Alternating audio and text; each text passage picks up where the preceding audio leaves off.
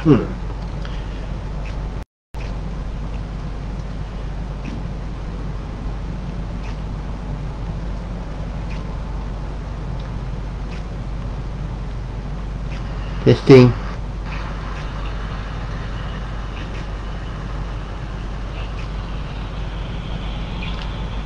Testing mic.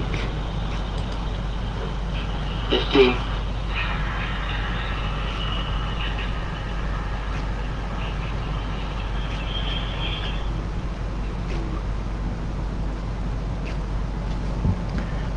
Okay, so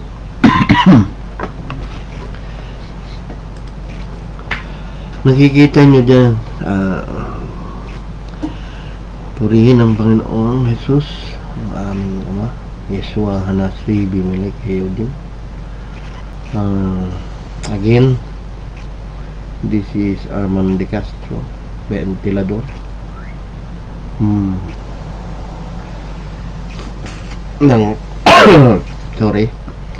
Ng Patripassianism belief is a belief that if God incarnate in Christ, He suffered.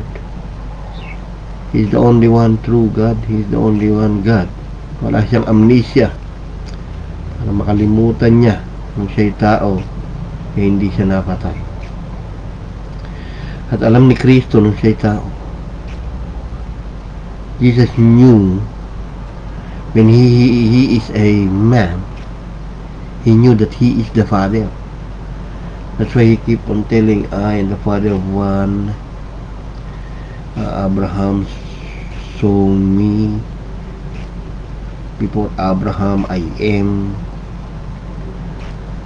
John 12:41, seen by Isaiah in Isaiah 6:1-3. Nakita na ako ni Isaiah.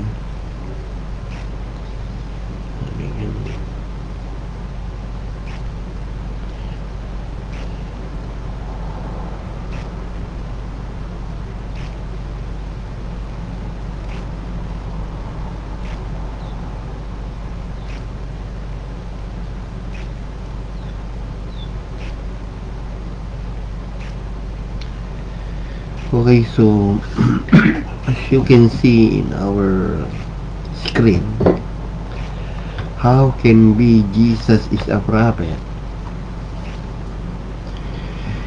In English, wherefore behold, I send unto you prophets with S. In wise me, sinusugo ko sa inyo ang mga propeta, mga pantas na lalaki. At ang mga iba sa kanila inyong papatayin at ipapako sa krus.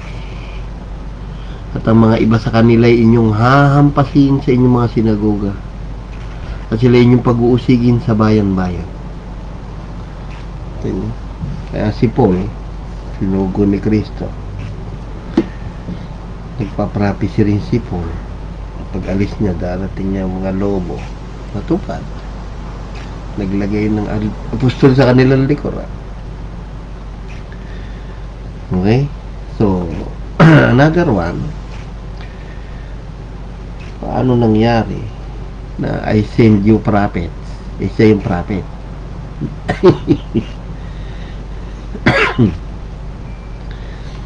Okay?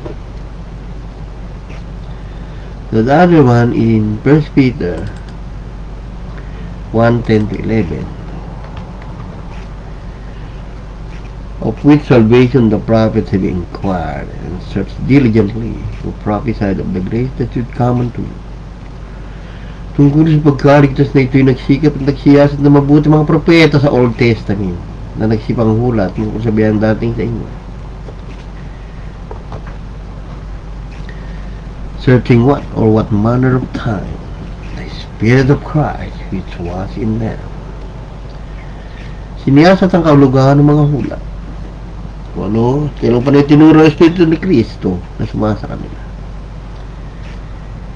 Patutuhanan ng unang pagbabata ni Kristo at ang kaluluwa at ihahalili sa mga ito. When He testified beforehand the suffering of Christ and the glory that should follow. The Spirit of Christ is in all the prophets, in Old Testament, 1 Peter 1:10 to 11. With salvation the prophets have inquired and searched diligently. Now, another thing. Jesus is not a prophet because Jesus said in Luke 13:33. In Luke 13:33, Jesus said,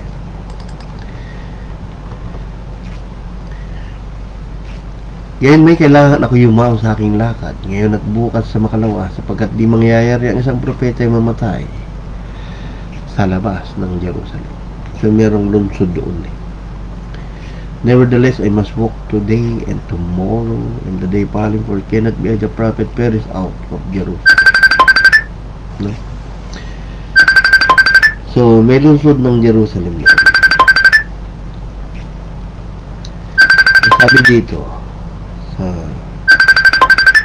Mateo 23:37-38. May tumatawag. Silin natin ang maingay. Okay, so merong maliit na lungsod noon, no? Ngayon, ang sabi naman sa Matthew 27:32, Mateo 27:32,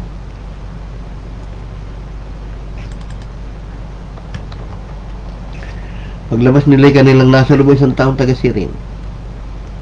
Ang pangalan Simon. Ito kanyang pinilit na sumasa kanila upang pasanin ng kanyang pamilya. And they came out. Came out of what? They came out on that lungsod. No? Inilabas siya.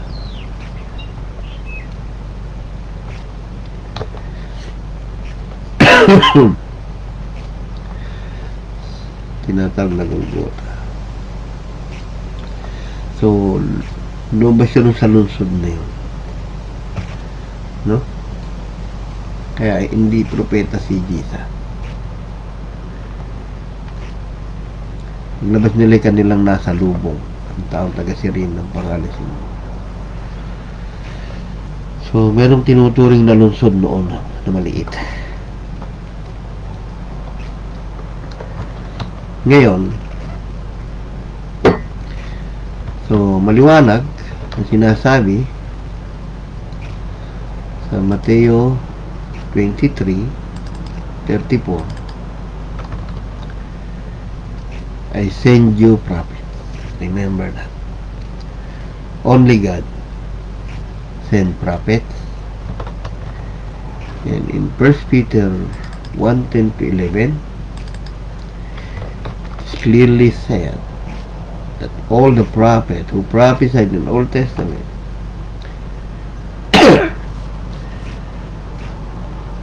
searching what manner of time the Spirit of Christ which was in them. Espiritu ni Kristo mga nasa propeta, siya ang may-ari ng propeta, siya ang nag-send ng mga propeta. Kaya Jesus is the number one God, the Father. Actually, lahat ng propeta, all the prophets who prophesied came from God. Came from Jesus. So Jesus is God. He is the Father of everything. Okay, so that is the end of my life.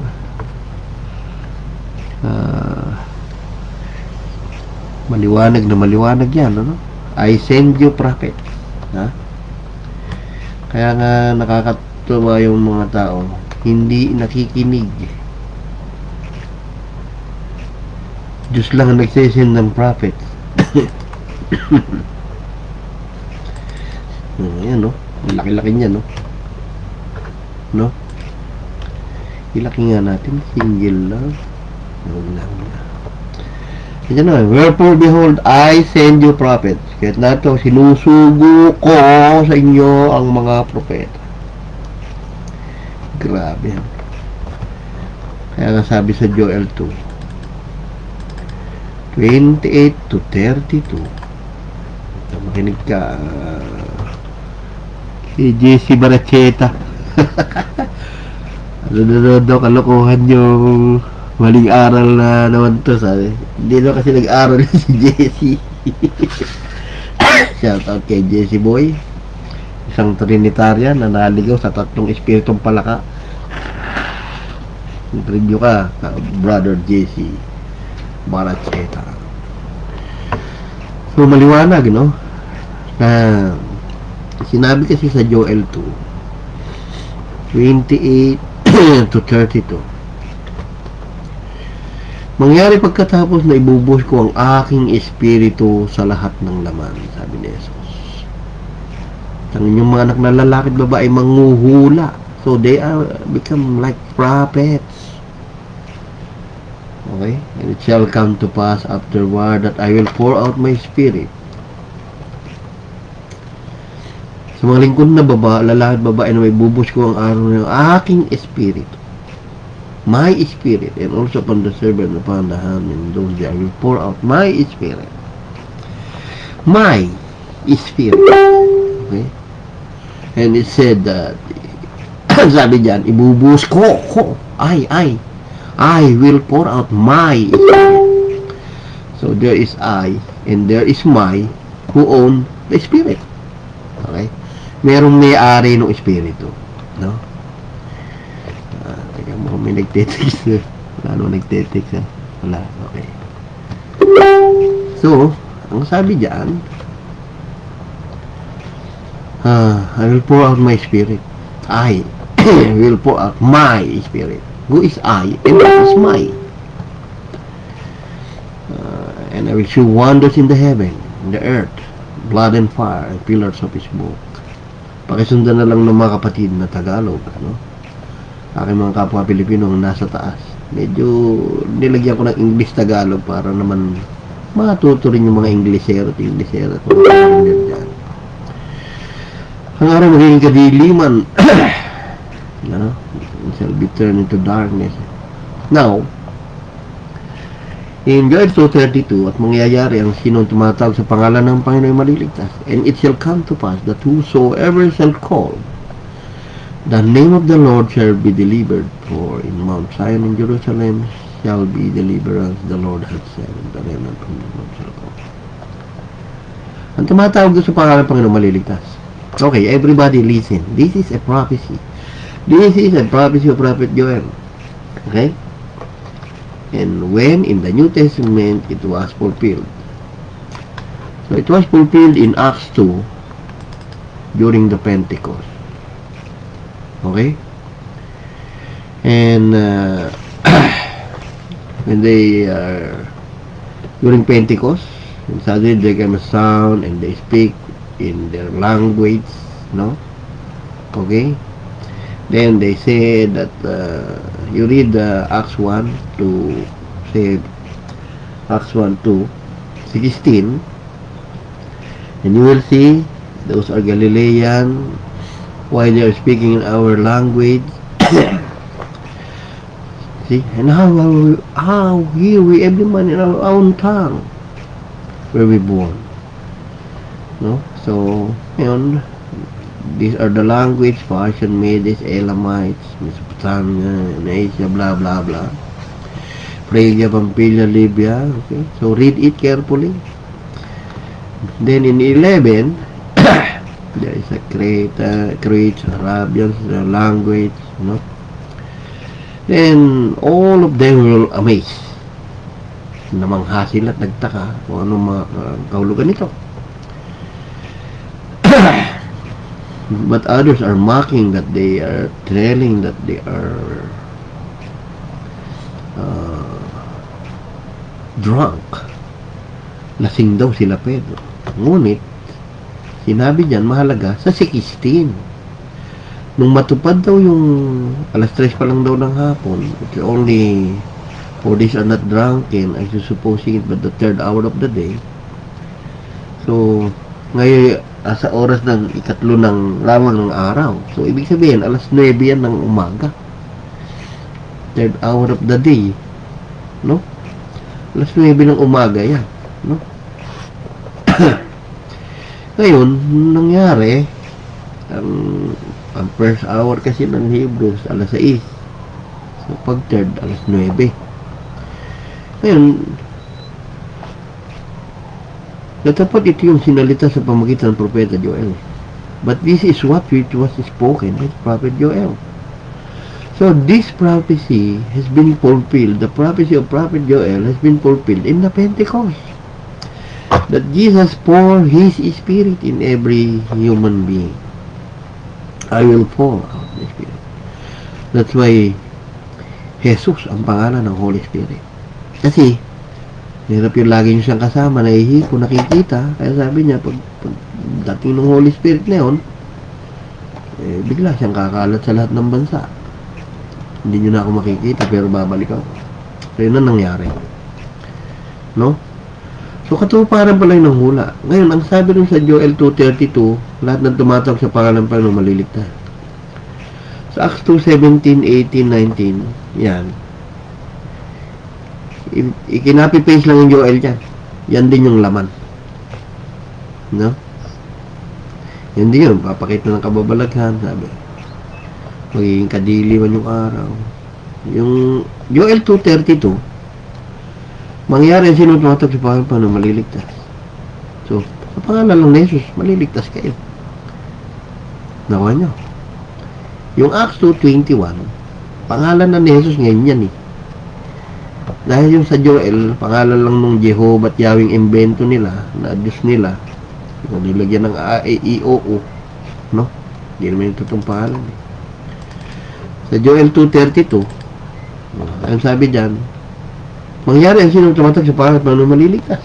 Sapagkat sa bundok ng Zion sa Jerusalem, daroon yung mga nakakata ng gaya sinabi ng Panginoon na nangalabi yung mga tinatag ng Panginoon. That is a prophecy of Joel.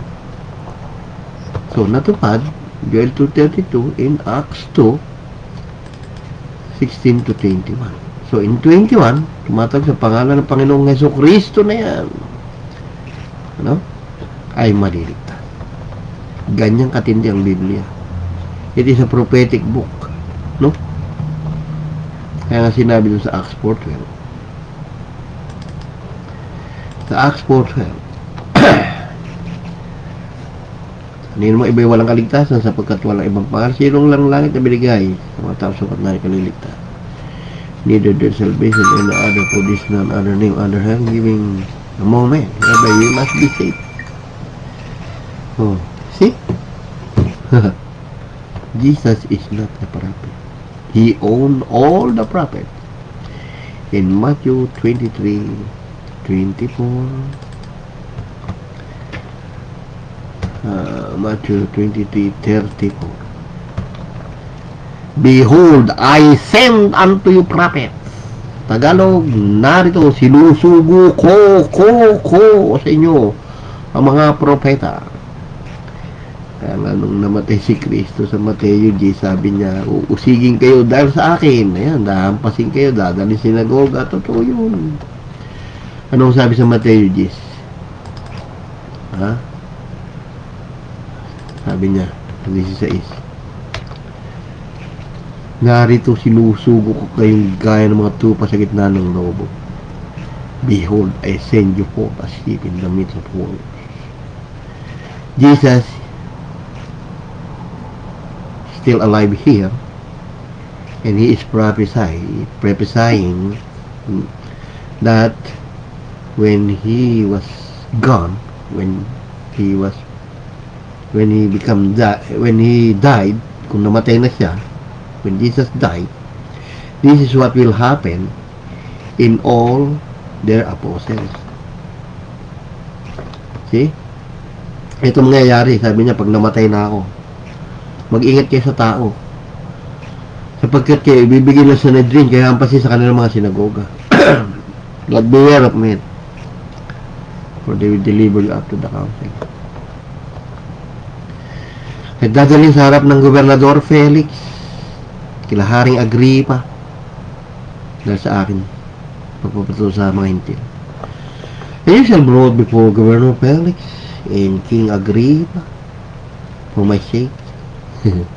Yan nangyari yan. It was prophesied by Jesus. But when they deliver you out, take no thought what you shall speak. What shall be given to you in the same hour, what you shall give.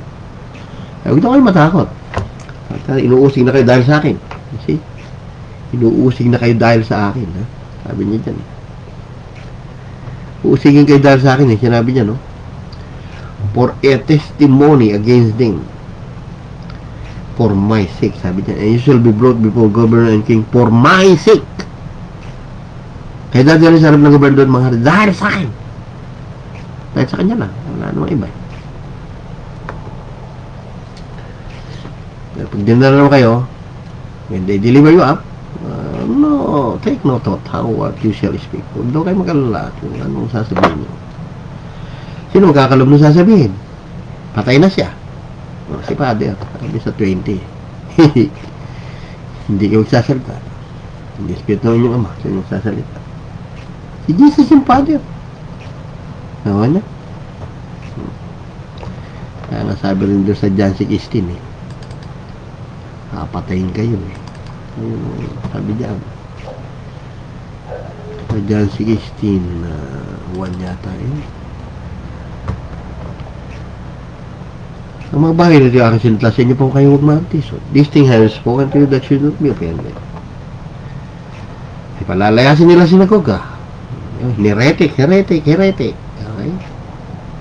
Dumating ang oras na sino pumatay sa inyo, akala naghandog sila ng paglilingkod sa Diyos. Whosoever kill it will think of that in God's service. Di ba? Dahil pinapatay mo. Akala nila, naglilingkod pa sila sa Diyos. Because, mga bagay nito yung gagawin nila sapagkat di na nakikilala ng Ama, ni ako man, the Father, nor me. He is the Father. What's the cause of killing in the time of Jesus Christ? You have to denounce the name of your Father. Who is your God? Jesus Christ. Okay, kill him. Who is your God? Trinity. Jesus has a Father. Okay, no killing, no killing. Okay? So that will happen now. Okay? So, maliwanag. It's very clear. Jesus is not a prophet.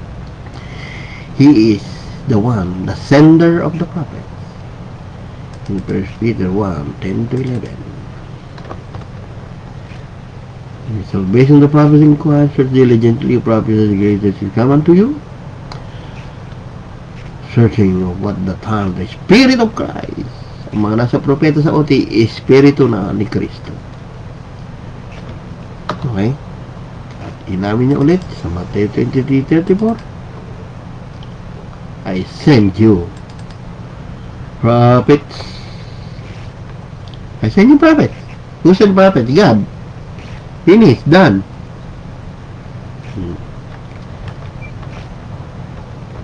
Now to study the scripture.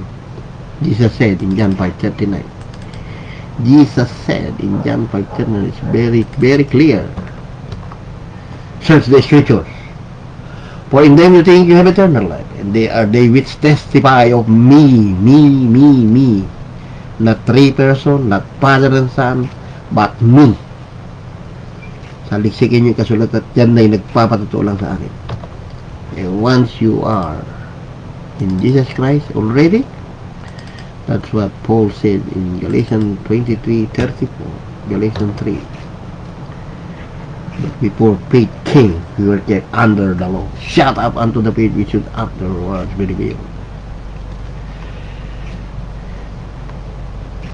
John 3:23 to 24. This is the one. 24 to 25, sorry. Ano para kautusan maging tagapagturo natin upang ihatid tayo kay Kristo? Bring us unto Christ. The schoolmaster is the law. The Bible is the schoolmaster that bring us unto faith to Jesus Christ. Okay? And once you have faith in the one Lord God of Israel, it was testified by angel in the Lucas 2:11 and testified by David that the Christ is Lord in Matthew 22:45. Okay? Meaning, if you knew already that Jesus is the Father, But after the faith is come, we are no longer under a schoolmaster. We are not under the law. Because you know the God, that's it. And He will teach you all things. Okay? What I said in Revelation 3:20, Jesus is keep knocking at the door of our heart. And once you accept Jesus Christ, His Holy Spirit will reside in you. In Romans 8:9. But you're not in the flesh, but in the Spirit. If so be that the Spirit of God dwell in you. Now, if any man have not the Spirit of Christ, he is none of His. Tumitira, dwell, not renting. So every man, sabi in Tagalog, every man has the Spirit of God, and the Spirit that God Spirit is the Spirit of Christ. See? But kayo wala sa laman. You're not in the flesh, but in the Spirit. Kung gayon, if so, tumitira sa inyo yung Spirit ng Diyos. So the Spirit of God dwell in you. Who is that Spirit of God that dwell in you? Oh, next sentence. Now, if any man had not the Spirit of Christ, so that is the Spirit of God. The Spirit of Christ, He is none of His. He is none of God. See? So after knocking, and the Holy Spirit will enter into you. And 1 John 2:27. But the anointing that you have received of Him abideth in you, and you need not that any man teach you. Nakakailangan turuan ng sino man. Di ba? Nasa pahid na. Why? This is what will happen to you in 1 Corinthians 2:16. Once you receive the Holy Spirit and reside in you, everlasting, not renting, siya nakakilala pag-isip Panginoon upang siya turuan niya. But we have the mind of Christ. Nasa atin ang pag-iisip ng Diyos. And He will guide us in the whole truth. Okay?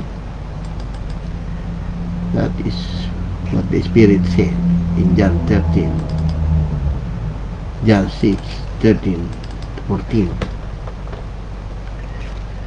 John 16:13-14. Howbeit when He, the Spirit of truth, is come, He will guide you into all truth. Buong katotohanan. For He shall not speak of Himself. Walang ganang sarili. But whatsoever He shall hear, that He shall speak, and He will show things to come. Ang marinig lang daw nun, ang kanyang sasabihin, He shall glorify me. That's why I always glorify Jesus Christ. For He shall receive of mine, and shall show it unto you. Luluwalatiin niya ako. Pagkat kukuha yung Holy Spirit na walang ganang sarili sa akin, at sa inyo ipapaya. The Holy Spirit who for He shall not speak of Himself.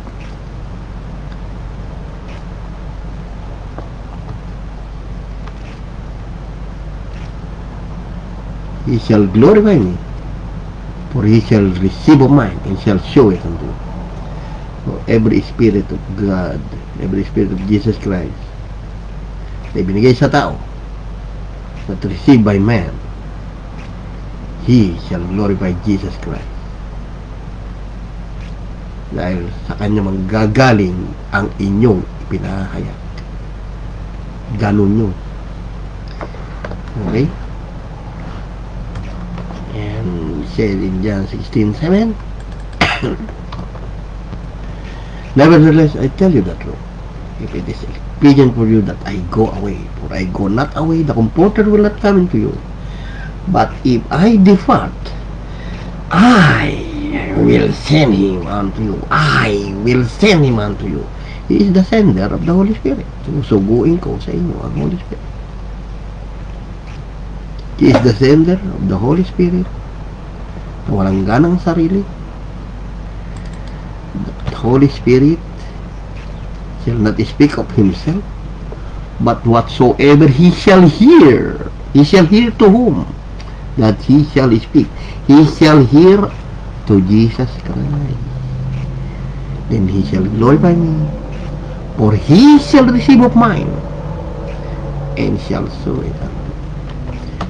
Okay. I will end my live. Thank you so much for watching. Bye bye. See you in my next video.